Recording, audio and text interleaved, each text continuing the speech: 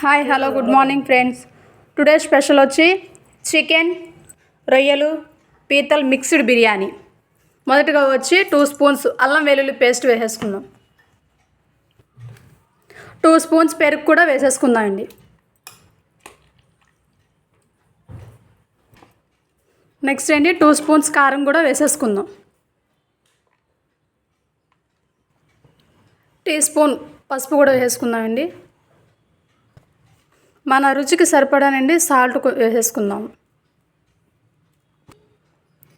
Next అండి వచ్చి 1 spoon chicken masala వేసేసుకుందాం. నెక్స్ట్ ఇంకొక స్పూన్ అండి బిర్యానీ మసాలా కూడా వేసేసుకుందాం. నెక్స్ట్ వచ్చి ధనియాల పొడి కూడా 1 స్పూన్ వేసేసుకుందాం. మసాలాలన్నీ వేసేసుకున్నాం కదండి. ఇప్పుడు మొత్తం శుభ్రంగా కలిపేసుకుందాం.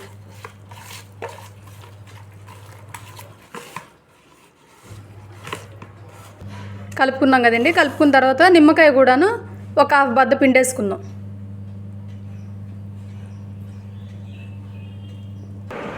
చూసారు కదండి. ముందుగా ఇలా మొత్తం అన్ని మసాలాలు వేసి కలిపేసుకున్నాం. నెక్స్ట్ వచ్చి మసాలాలు కలుపుకున్నాక పీతలు వేసేసుకుందాం. నెక్స్ట్ చికెన్ కూడా వేసేసుకుందామండి పీతలు వేసుకున్న తర్వాత. అలాగే రొయ్యలు కూడా వేసేసుకుందాం.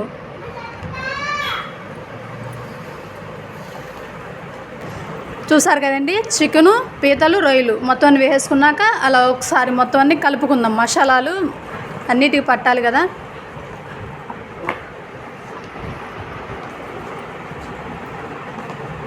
ఏం పని చేస్తున్నావు? చూసారు కదండి. ఇప్పుడు మొత్తం అన్ని వేసేసుకున్నాక ఓ 15 మినిట్స్ మ్యాగ్నేట్ చేసి పక్కన పెట్టేసుకుందాం.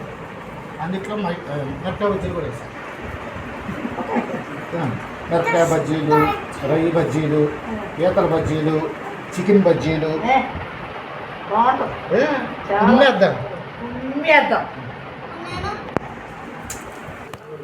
మ్యాగ్నేట్ చేసిన కర్రీని పక్కన పెట్టేసుకున్నాం కదండి. ఇప్పుడు 15 మినిట్స్ అయిపోయింది. కర్రీకి ఇప్పుడు వేసేసుకుందాం 2 స్పూన్స్ ఆయిల్ బాగా హీట్ ఎక్కింది కదండి. హీట్ అయిన తర్వాత బిర్యానీ మసాలాలు, జాపత్రి, యాలక్కాయలు, లవంగాలు, అనాస పువ్వు, జాజికాయ, బిర్యానీ ఆకు వేసేసుకుందాం. హీట్ అయిపోయినాయి కదండి. హీట్ అయిన తర్వాత ఆనియన్స్, పెద్ద సైజు ఆనియన్స్, 2 తరుక్కున్న ఆనియన్స్ కూడా వేసేసుకుందాం. ఆనియన్స్ కూడా చూసారు కదండి. దోరగా ఫ్రై చేసిన తర్వాత ఇప్పుడు మనం ముందుగా కలిపి పెట్టుకున్న కర్రీని వేసేసుకుందాం.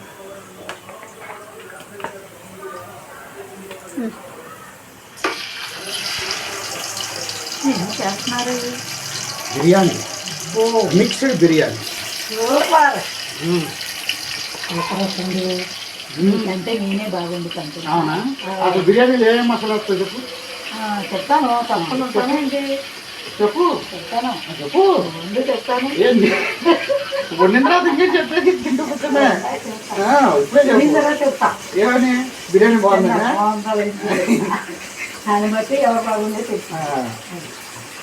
చూసారు కదండి. కర్రీని వేసేసుకున్నాం. దాన్ని 15 మినిట్స్ బాగా ఉడకనిద్దాం. చూసారు కదండి. ఇప్పుడు కర్రీ మొత్తం ఉడుకుతుంది కాబట్టి ఒకసారి మధ్యలో ఒకసారి తిప్పుకుందాం.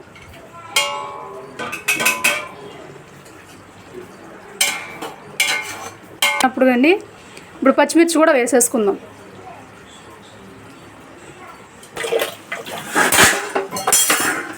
చూసారు కదండి. కర్రీ మొత్తం బాగా ఉడికింది కదా. కర్రీ ఉడికిన తర్వాత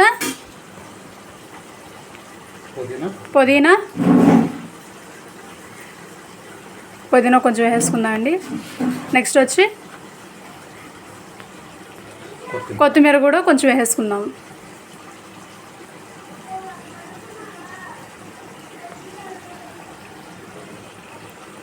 మళ్ళీ ఇంకోసారి బిర్యానీ మసాలా కూడా వేసేసుకుందాం అండి. ఎందుకంటే ఇందాక కర్రీలో వేసుకున్నాం కదా. ఇప్పుడు మరి ముందుగా రైస్ వేసుకునే ముందు 1 స్పూన్ వేసేసుకుందాం.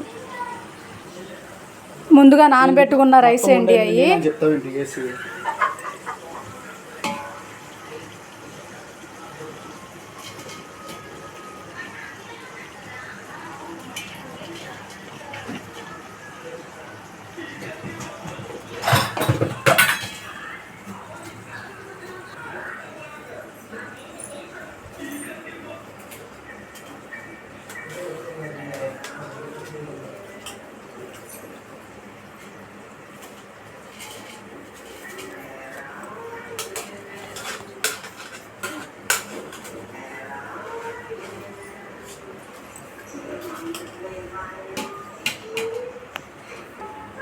అబ్బా అయ్యా ఉప్పు.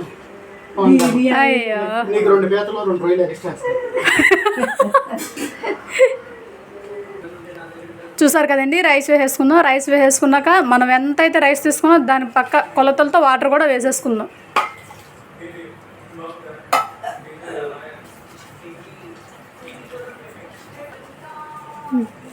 రైస్ వేసేసుకున్నాం కదండి, వాటర్ కూడా వేసేసుకున్నాం.